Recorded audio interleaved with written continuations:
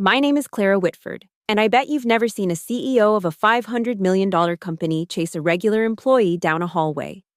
Voice trembling with desperation. But that's exactly what happened to me, just minutes after my boss humiliated me in front of 40 people.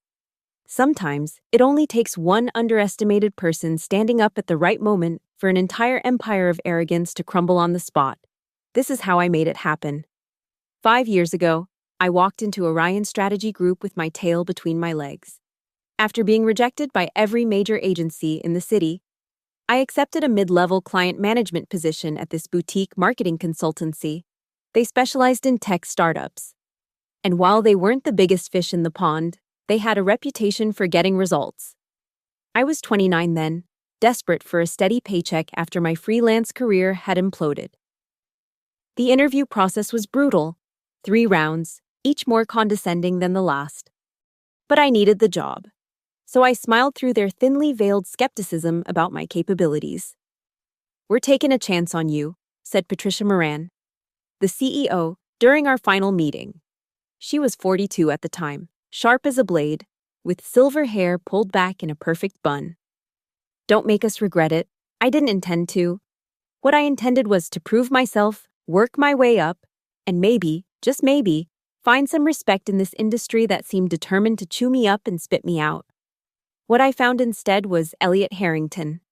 Elliot was the director of client services, a smooth-talking manipulator who had turned credit stealing into an art form.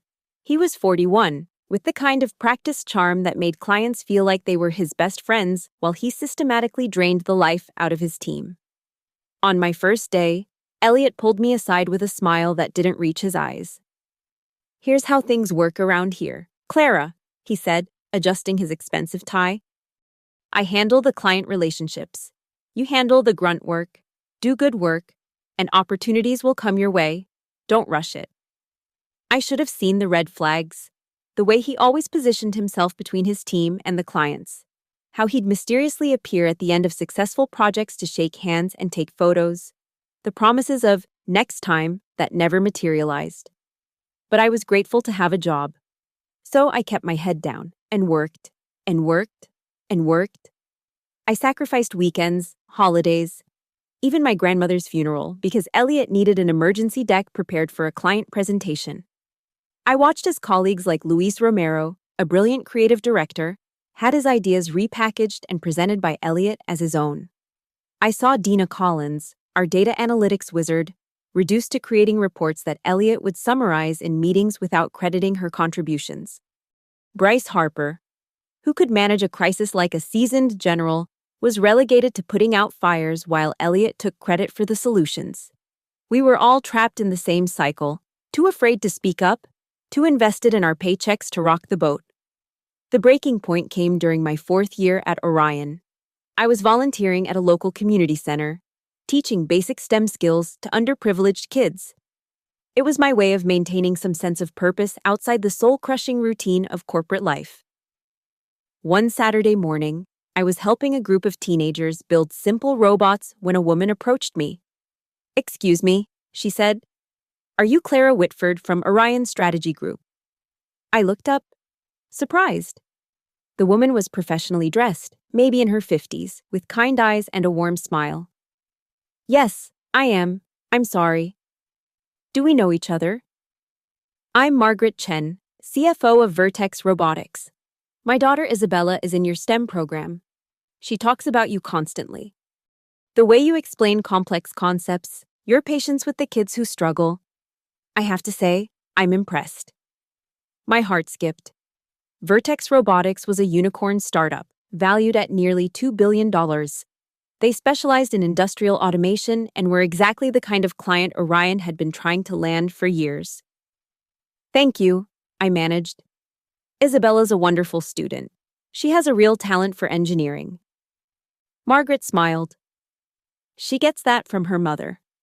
Look, I don't usually mix business with personal life, but we've been looking for a marketing partner who understands both technology and human connection. Would you be interested in discussing what Orion might offer?"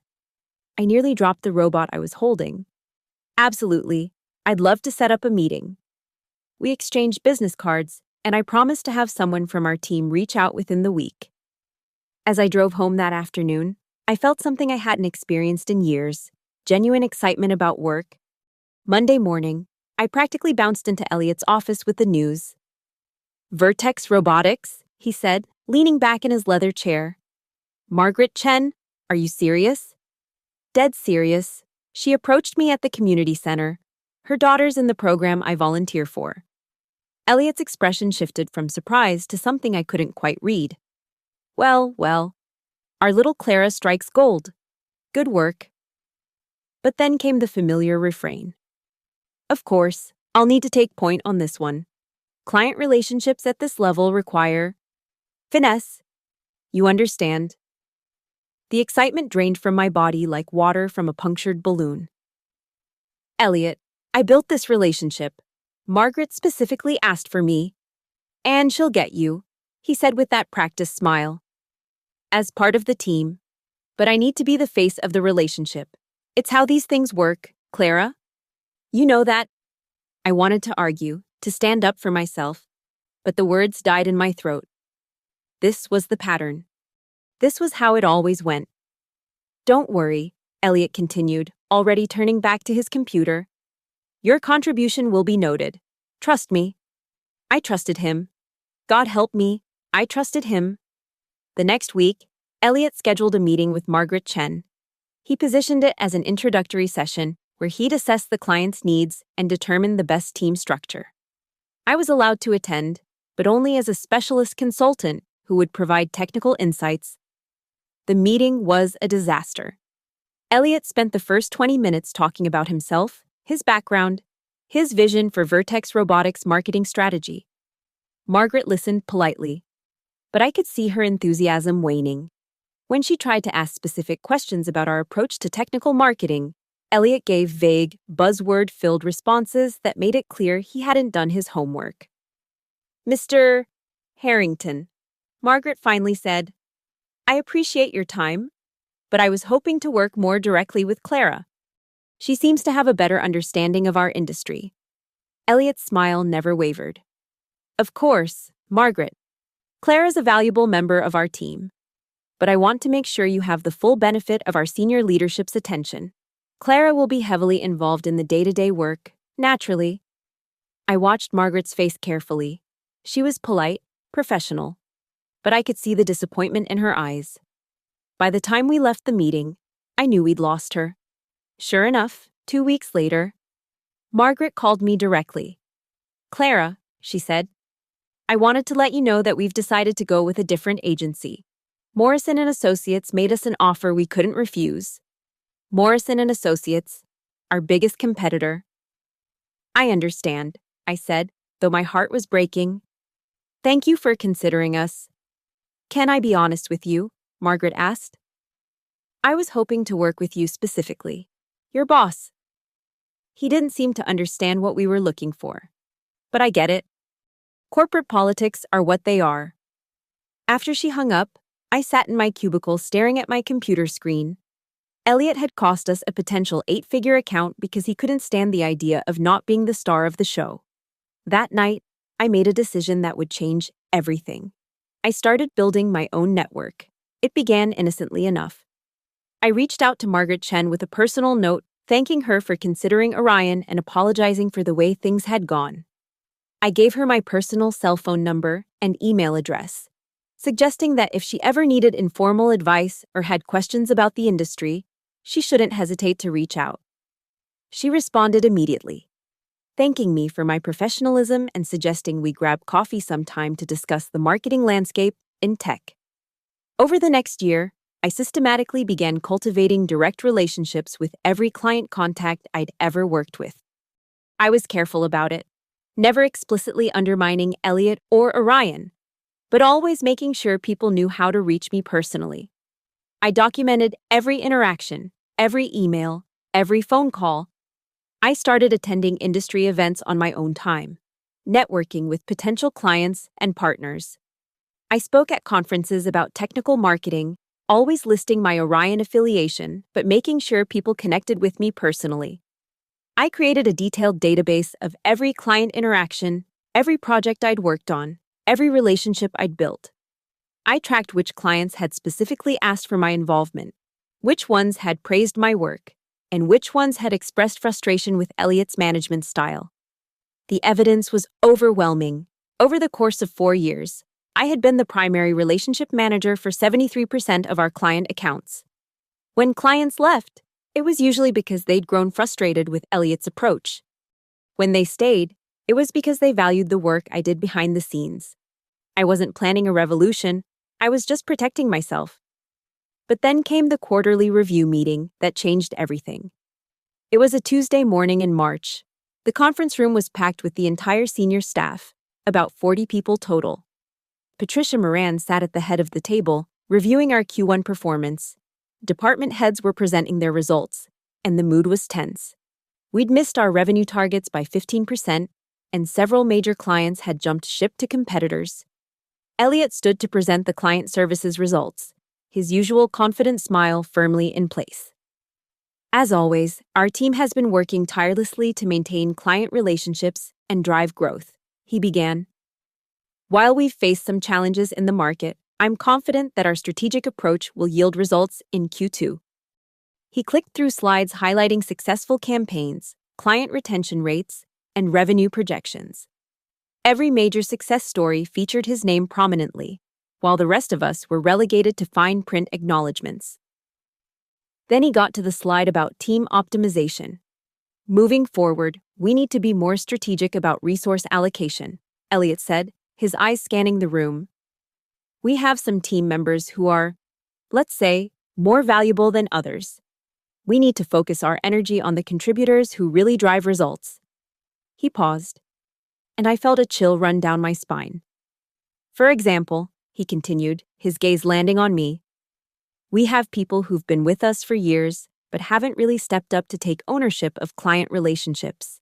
They're content to remain in supporting roles, doing the grunt work while others take the lead. A few people shifted uncomfortably in their seats. Louise caught my eye and gave me a sympathetic look. Everyone in this room has value, Elliot said, his voice gaining strength. Everyone contributes something. Unless, of course, you're content being a shadow, a useless appendage like Clara here. The room went dead silent. Clara's been with us for 5 years, he continued, his voice dripping with contempt. And she's never once brought in a major client. She's never led a presentation. She's never taken initiative on anything significant. She's just there. A few people actually laughed. Not cruel laughter, but the uncomfortable kind that happens when someone in authority makes a joke at someone else's expense and people feel obligated to respond. I sat there, feeling the eyes of 40 colleagues on me, my face burning with humiliation. Elliot's words echoed in my ears. Useless appendage. But here's the thing about being underestimated for so long. You learn to be prepared for anything.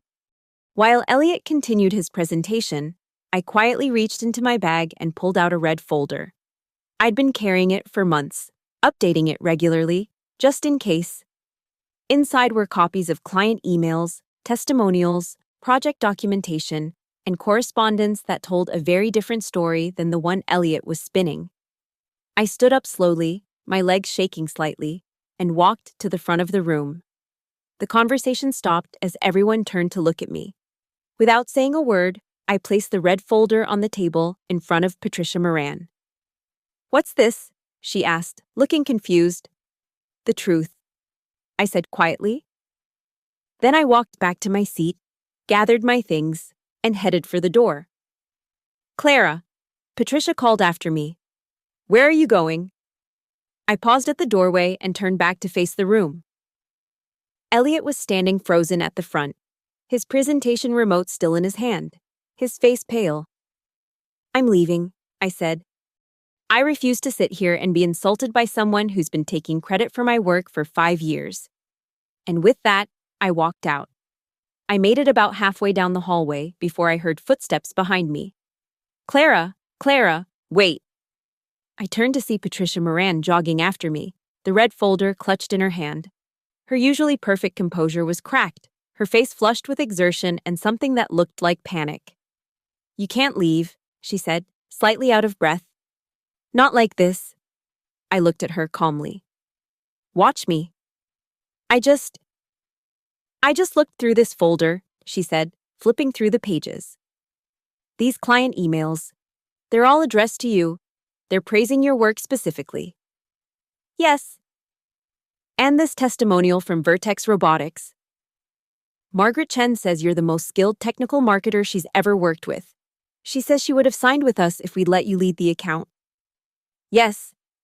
Patricia looked up at me, her eyes wide. Clara, how much of our client base considers you their primary contact? I smiled grimly. Why don't you ask them? I need you to come back to my office, right now. Please? I considered it for a moment. Part of me wanted to keep walking, to never look back, to finally escape the toxic environment that had ground me down for 5 years.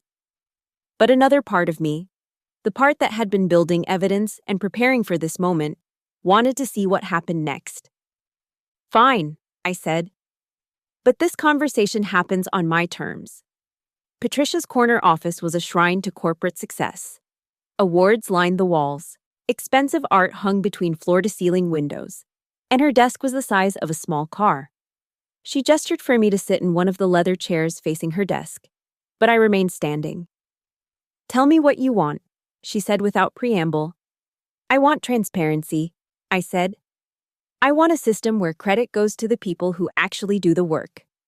I want client relationships managed by the people who built them, not by whoever happens to outrank them on the org chart.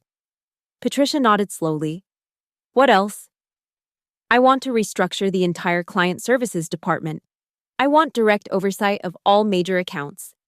And I want Elliot either removed or transferred to a position where he can't damage other people's careers.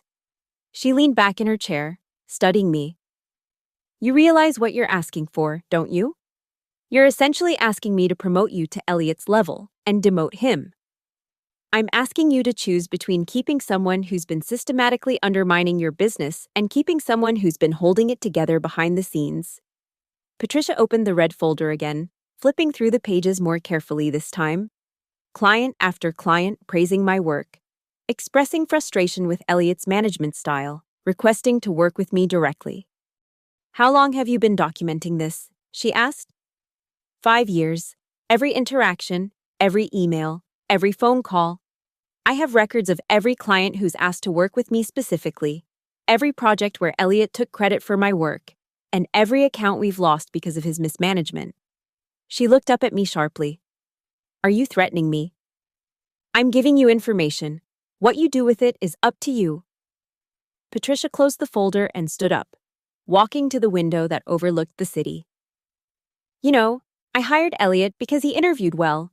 He had good references, a strong background, and he seemed like a natural leader.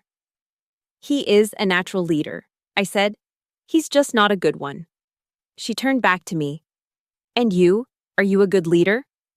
It was a fair question.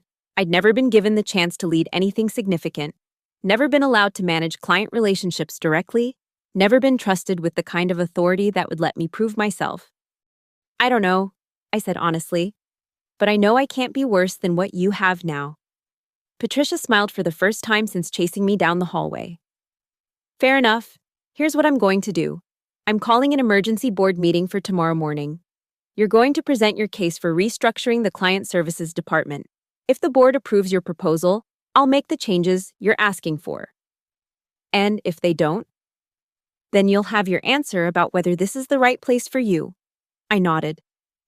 I'll need access to all client files, retention data, and revenue reports from the past 5 years. Done. Anything else? I want Luis, Dina, and Bryce in the meeting. They've been part of this dysfunction as long as I have, and they deserve to have their voices heard. Patricia hesitated. That's unusual. Board meetings are typically limited to senior leadership. Then maybe it's time to change what's typical. She considered this for a moment, then nodded. Agreed. But Clara, understand what you're walking into. The board doesn't know you. They've been working with Elliot for 5 years. If you can't make a compelling case, I'll make a compelling case. That night, I didn't sleep. I spent the entire evening preparing a presentation that would either transform my career or end it. I called in sick the next morning, knowing that word would spread quickly through the office that I was preparing something big. Luis texted me around 10 a.m.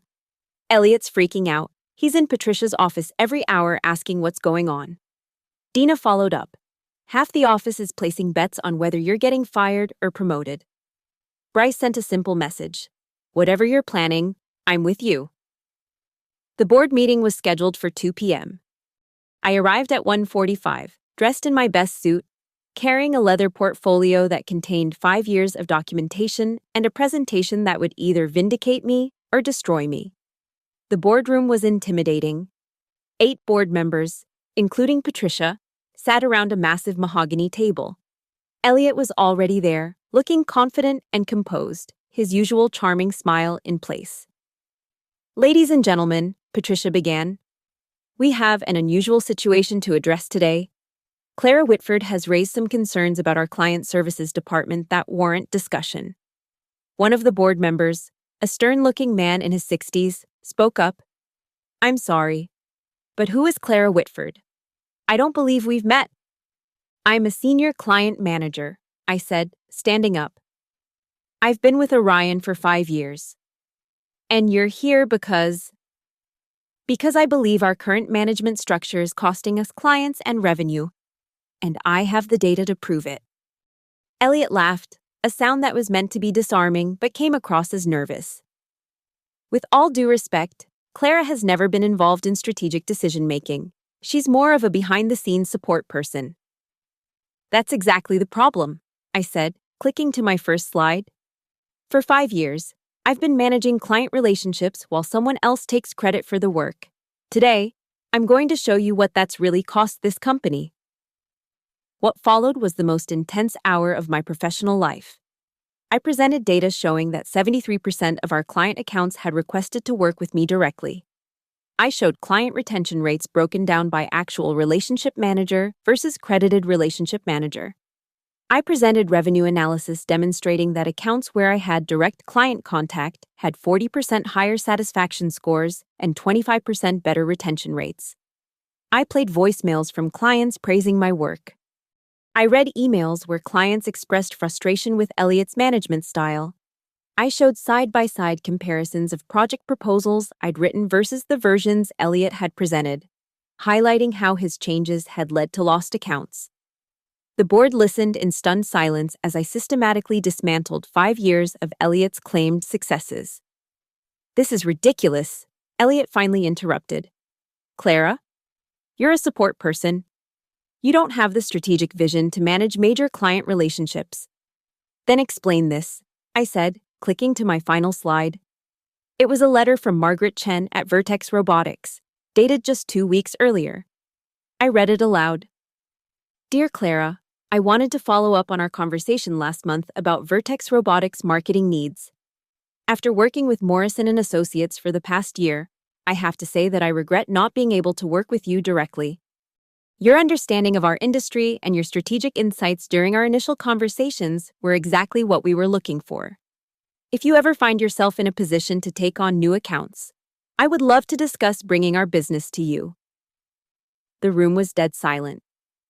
"Ladies and gentlemen," I continued, "Vertex Robotics is a $2 billion company. They're telling us they want to work with me specifically. This is one of dozens of similar communications I've received from clients over the past year."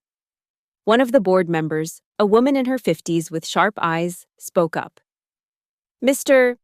Harrington, how do you respond to these allegations?"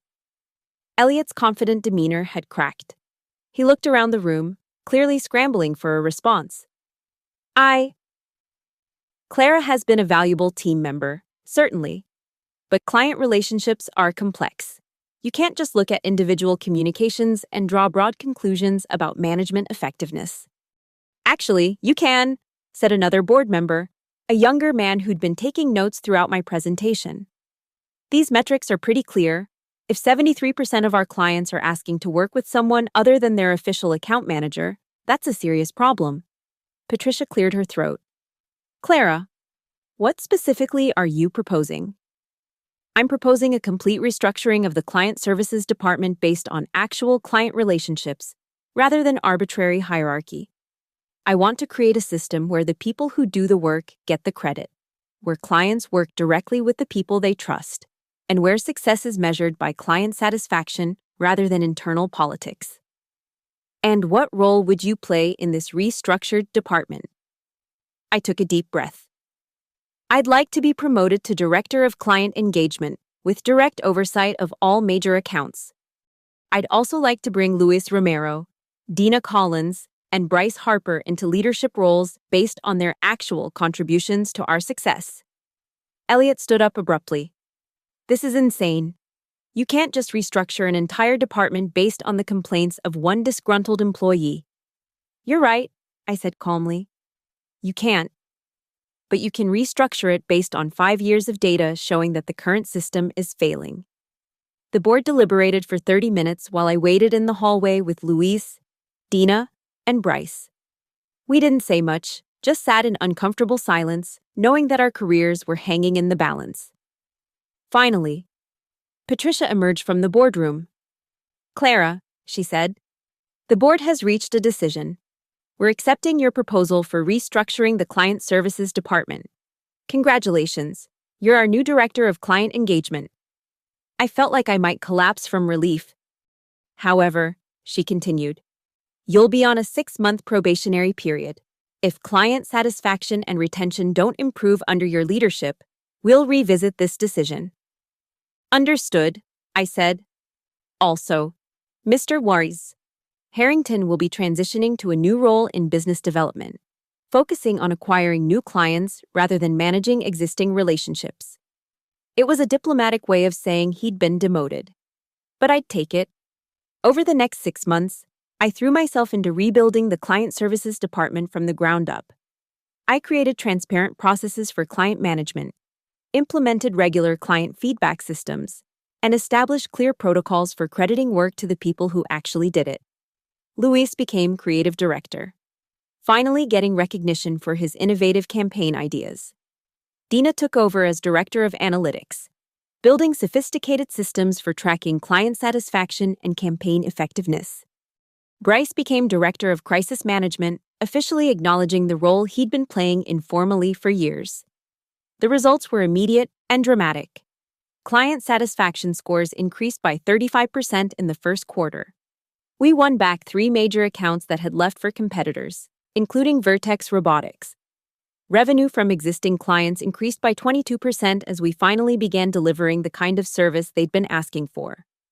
Most importantly, the culture began to change. People started speaking up in meetings. Ideas were discussed openly rather than filtered through layers of management. Credit was given where it was due, and accountability was shared rather than deflected. Elliot struggled in his new role. Without the ability to take credit for other people's work, he found it difficult to generate the kind of results he'd been claiming for years. He lasted 8 months before accepting a position at a competitor. I won't lie and say it was easy. Leadership is hard, and I made my share of mistakes in those early months. But I had something that Elliot never had, the trust and respect of my team. When I screwed up, they told me. When I succeeded, they celebrated with me. When clients had problems, we solved them together. 6 months after that humiliating meeting where Elliot called me a useless appendage, I was sitting in the same conference room presenting our quarterly results to the board. Client retention was at an all-time high. Revenue was up 30% year over year. Employee satisfaction scores had improved across the entire company. Clara, Patricia said as I finished my presentation, I have to ask, how did you know this would work? I thought about it for a moment. I didn't know it would work. I just knew that what we were doing before wasn't working, and I was tired of pretending it was. Any regrets about how you handled things? I considered the question seriously. Walking out of that meeting had been a risk. Confronting Elliot publicly had been unprofessional. Demanding a complete restructuring of the department had been audacious to the point of arrogance. No, I said finally. No regrets. As I walked back to my office, my actual office, with a window and a door that closed, I thought about the advice I'd give to my younger self. the woman who'd walked into Orion 5 years earlier with her tail between her legs. Document everything. Build your own relationships. Don't wait for someone else to give you permission to be excellent. And when the moment comes to stand up for yourself, don't hesitate. Because sometimes the person everyone underestimates is exactly the person who can change everything. The hallway where Patricia had chased me down was the same, but everything else had changed. Luis walked past, heading to a client meeting he was actually allowed to lead. Dina was in her office, building analytics dashboards that would help us serve clients better. Bryce was on the phone, handling a crisis with the calm competence that had always been his strength. And Elliot's old office? It was now a collaboration space where anyone could book time to work with colleagues on projects. I'd kept my promise to myself. I'd turned Orion into a place where people weren't underestimated just because they didn't know how to play politics. It wasn't perfect, no workplace ever is. But it was honest. It was fair. It was a place where good work was rewarded and credit was given where it was due. Sometimes I wonder what would have happened if I hadn't been carrying that red folder, if I hadn't spent 5 years documenting every slight and every success. Would I have had the courage to walk out? Would I have been able to make my case to the board? But then I remember that the folder wasn't really what gave me courage. It was knowing that I deserved better, that we all deserved better, and that someone had to be willing to fight for it. The day I walked out of that meeting, I thought my career at Orion was over. I thought I was throwing away 5 years of hard work for a moment of pride. Instead, I was finally claiming the career I'd been building all along, and that made all the difference.